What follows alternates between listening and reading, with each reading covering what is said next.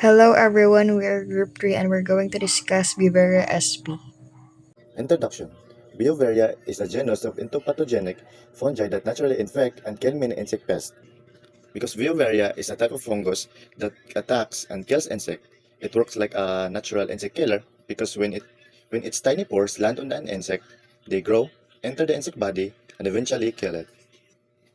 And also, it is widely used in biological control as an environmental friendly alternative to chemical pesticide. Because Beauveria is commonly used in biological control, which means using natural organisms to manage pests. Also, it is environmental friendly because it kills insects without harmful chemicals, making it safer for people, animals, and environment. Beauveria basena is the best known and most extensively studied species in this genus. Because Beauveria basena is the most famous and most researched type of Beauveria fungus. Scientists study it a lot because it's very good for killing many insects and also it's safe to use in the farms. This fungi infect insects by attaching to its body, penetrating cuticle, and ultimately killing the host insect.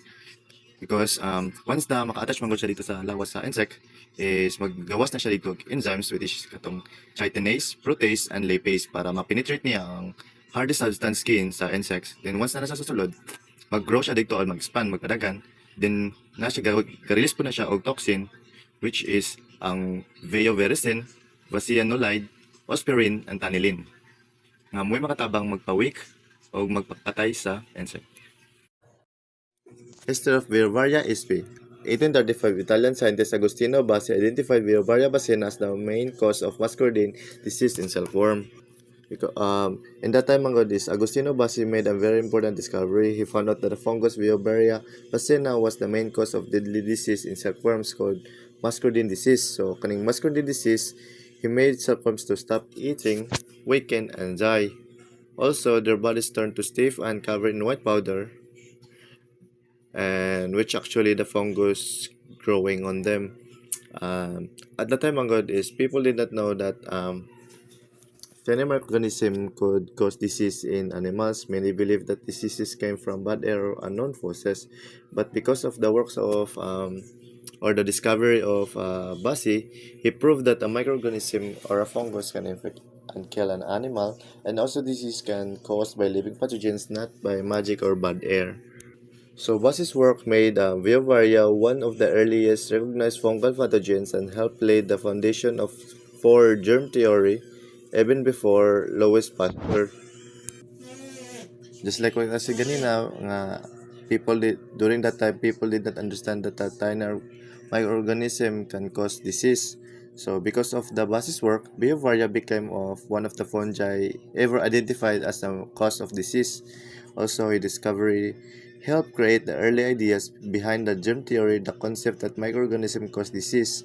Also, he made this discovery before Louis Pasteur, who later became famous for proving germ theory. So, in the following decades, scientists learned that Beauveria species naturally infect many insects in the wild. After Bass's discovery, mga this, there's a lot of scientists continued studying Beauveria. Over the next many years, they found out that Beauveria species did not only kill or infect silkworms, they also naturally infect many different insects living in the forests, farms, and other wild environments. So some researchers observed that when certain insects died in nature, their bodies were sometimes covered with a white fungal growth, and this is a fungus was often by Beauveria. So this showed that Beauveria is the common natural enemy insects, not just in the labs but also in the wild. It is helping to control insect populations without human intervention. In mid-20th century, research expanded into agriculture, recognizing Beauveria as a natural biological control agent. At this time, scientists began to studying Beauveria more for farming. They discovered it could be used as a natural way to control insect pests, making it an effective and safer alternative to chemical pesticide in agriculture. Then in 1970s to 1990s, development of commercial myco-insecticides based on Beauveria species. The company started making commercial products called myco-insecticides using Beauveria fungi. These products were sold to farmers to naturally control insect pests without using harmful chemicals. Today, Beauveria remains important in integrated pest management, effective against pests, environmentally safe, and non-toxic to humans. Hello everyone, I am Regine Claro and I will be discussing the uses of Beauveria biocontrol agent. So Beauveria bassiana is used as a biological control agent to manage insect pests such as whiteflies, aphids, thrips, weevils, and blackbug. So it infects insect by attacking to the cuticle, penetrating the body, multiplying inside, and killing the host, providing an eco-friendly alternative to chemical pesticides. So I provided 5 target pests, which is the aphids, the weevils, whiteflies, thrips, and the rice blackbug. So these target pests and then their mode of action. First one is the aphids. So aphids have soft and thin cuticles, making them highly susceptible to Bavaria infection. So once ang spores magland sa ilang body, they easily attach and germinate. So the fungal hyphae penetrate through the soft cuticle and spread inside the insect. So as the fungus grows, it releases toxins that disrupt normal metabolic functions, leading to paralysis and eventually death. So dead aphids become covered in fungal growth, producing new spores that can infect surrounding individuals, making control highly efficient and clustered aphid colonies. So the second one is weevils. Weevils have a thicker and harder exoskeleton compared sa other pests. So, ang Bavaria spores can still adhere strongly to their surface. So the fungus produces powerful enzymes and uses mechanical pressure to break down the thaw cuticle. Once inside the insect body cavity, it repeatedly colonizes internal tissues. So the toxin released interfere with digestion, sa movement, and then sa vital processes, eventually killing both adult and larval stages. Because many weevils dwell in soil, ang Bavaria particularly useful as it survives well in soil environments. So the third one is white flies. White flies are small insects with delicate bodies, so making them prone to fungal infection. After spore attachment and germination, the fungus penetrates their body well and spread eternally. So the growing fungus consume nutrients and disrupt essential function such as feeding or reproduction. So, ang infected nga mga white flies show reduced activity and eventually mga matay. So the infection cycle helps reduce population build up by lowering reproductive success, making Beauveria an efficient control agent and in greenhouse and field crops. So the fourth one is thrips. So thrips have a thin and flexible cuticle that allows Beauveria spores to easily adhere. So germination and cuticle penetration occur quickly through enzymatic action. Once inside, the fungus grows aggressively. Ga-release siya og toxin nga makakause og rapid mortality. So ang thrips mag-move siya og fast, mag-hide siya within plant tissues, but Beauveria ability to spread through contact makes it effective even in hidden feeding sites. So, infected thrips die within a short time, helping reduce crop damage. So, last one is rice blackbug. The rice blackbug is a serious pest in rice field, so capable of damaging plants by sucking sap. So, when it comes into contact with Beauveria spores, adhesion and germination begin immediately. So, the fungal hyphae penetrate the top body wall and spread throughout the internal tissues. So, the fungus releases toxins that disrupt metabolic pathway and weaken the insect system. So, this leads to systematic infection, loss of feeding ability, and eventually namatay gihapon. So, Beauveria helps suppress the blackbug population during outbreaks. So, Beauveria spp infects insect by attaching spores to their cuticle, penetrating with enzymes and multiplying inside, releasing toxins that kill the host. The advantages include being environmentally safe, targeting specific pests, reducing chemical pesticide use, controlling resistant insects, and providing long-term and pest suppression through persistent fungal presence in the environment. Good day, everyone. I am Trisha Jane Escego, and I will be talking about the current trends of Beauveria SP. So we have here current trends of Beauveria SP. So first, we have the endophytic use. So Beauveria increasingly used as an endophyte, living inside plants to provide internal, long-lasting pest protection and sometimes enhance plant growth. So endophytic meaning kanang na siya kakayahan mag-colonize sa plants or mag-live inside the plants.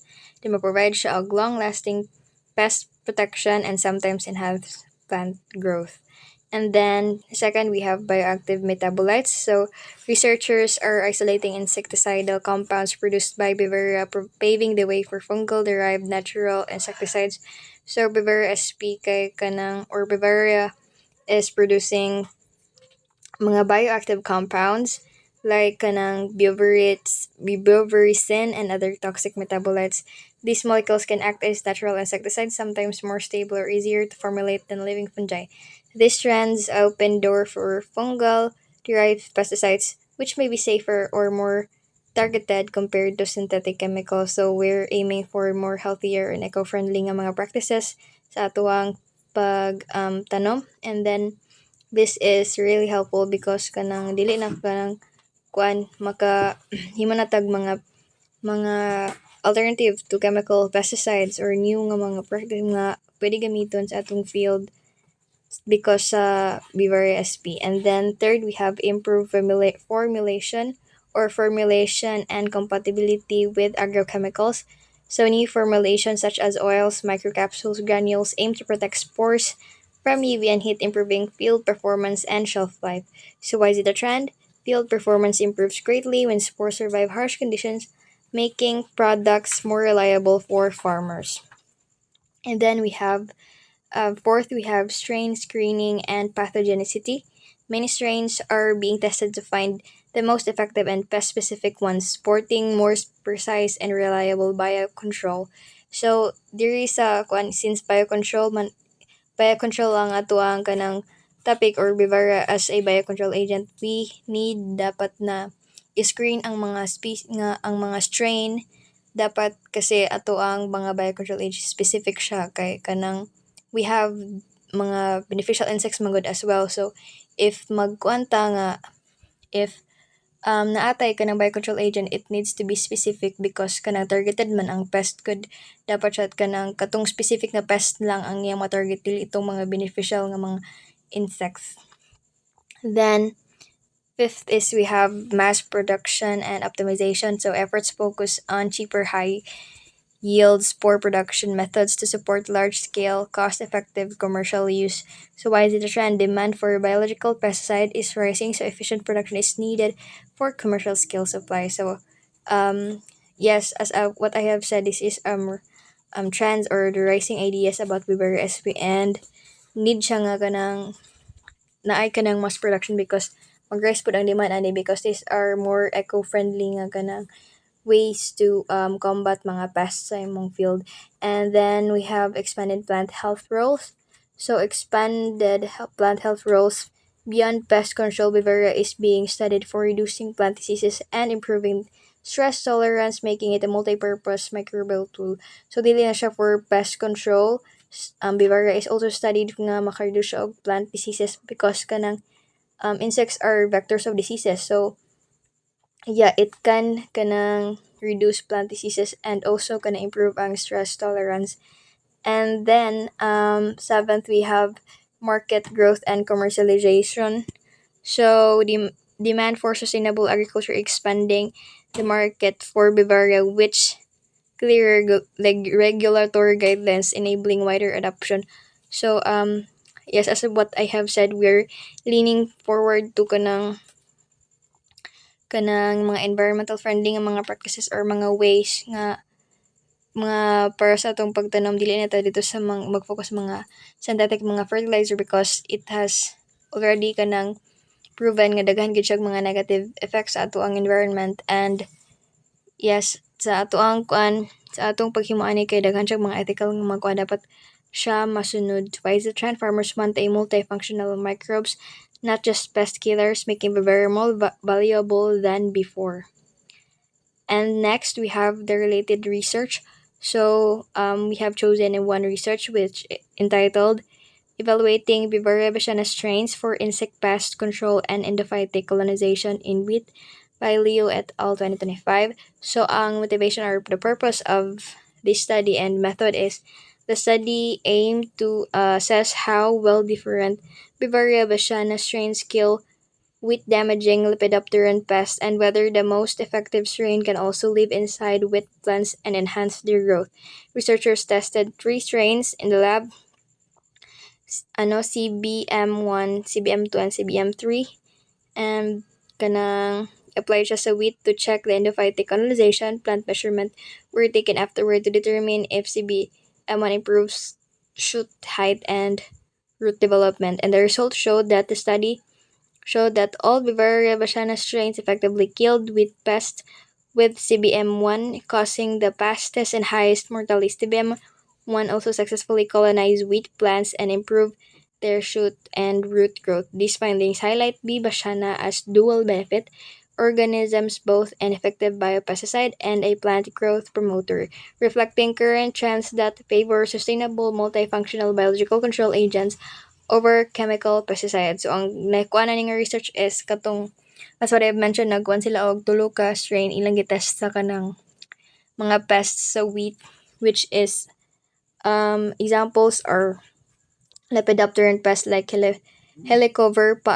armigera, Spodoptera frugiperda, Methymna separata, and Plutelia caelostella was kanang the pest nga ilahang sa gamitan og Beauveria, in which ang nigawas sa result dayon kay ang CBM1 ang kanang nag-show og highest nga exhibiting pathogenicity, then followed then CBM3 and CBM2. Tapos nag-show siya og kanang katuhong giingon ganina nga trans-endophytic use, which is ga-colonize gyud siya sa kanang gina-colonize niya ang plant, then mura siya nag-serve as a protection. And this study showed that Beauveria sp is a rising nga kuan para sa pag-control sa pest. And the next topic will be the advantages and disadvantages of Beauveria sp, which will be tackled by sa akong kauban. Good day everyone, I am Keith Zandikunahap and I will be tackling about the advantages and disadvantages of Beauveria sp. So first advantage, we have environmentally friendly. So Beauveria fungi are safe for humans, animals, and plants. They are biodegradable and they leave no toxic residues, making them suitable for organic farming and food safe production. Second, they are mostly target specific. Although they can infect many insect pests, they are generally safe for beneficial insects, pollinators, and soil microbes when used properly. For the third advantage, we have works well in IPM programs, wherein they reduce dependence on chemical pesticides and help slow down pest resistance, making pest management more sustainable. And fourth, we have extra plant benefits. As an endophyte, Beauveria can promote plant growth, improve drought tolerance, and even help protect plants against some diseases. So for the fifth advantage, we have low risk of resistance because it attacks insects through several biological pathways. Pests are less likely to develop resistance compared to chemical pesticides. And lastly, we have long-lasting in soil, wherein once established, it can persist in the soil for a long time and offering extended protection against the pests. Moving on to the disadvantages, first we have sensitive to the environment. The spores do not survive well under harsh conditions such as low humidity, extreme heat or cold, and strong sunlight. So these factors can reduce how long the fungus lasts and how well it works. Second, we have slower to kill pests. Compared to chemical insecticides, Beauveria works more slowly. Its effectiveness also depends on temperature, humidity, and how susceptible the insect is. So for the third disadvantage, we have Beauveria needs specific conditions to work well, wherein good performance usually requires high humidity around 60% or more, or special formulations such as oil-based mixtures or UV protectants to keep the spores alive and active. Fourth, we have the production and storage issues. Some spore types are hard to produce in large amounts. They may also lose viability quickly during storage and require specialized techniques such as two-stage fermentation. Lastly, we have inconsistent field performance. Although effective in laboratory settings, real field results can vary. Poor coverage or less than ideal environmental conditions can reduce success. In conclusion, pathogen-caused disease, which include bacteria, viruses, fungi, and protists. This microorganism can cause communicable disease that can spread between organisms. This means pathogen are harmful microorganisms like bacteria, viruses, fungi, and protists that can spread disease, which spread from one organism to another. And transmission, these diseases spread through direct contact, indirect contact, and vectors. This means that diseases can spread in different ways, like direct contact, touching an infected person or animal, indirect contact through contaminated surface or air, food, or soil. Then also have vectors that can insects like mosquitoes that carry pathogens. So control understanding the infection and multiplication processes of each pathogen help us to prevent and control disease effectively. So biocontrol the fungus Beauveria species is an example of beneficial mechanism used for biological control safely and manage pests. Because not all microorganisms are harmful, some are helpful. So just like fungus Beauveria is one of example of beneficial microbe used for biological control, so safely kill insect pests without harming people or an environment. And lastly is a preventive measure. Learning about pathogens, how they are transmitted is vital for protecting human health, crops, and the environment through proper hygiene and preventive steps.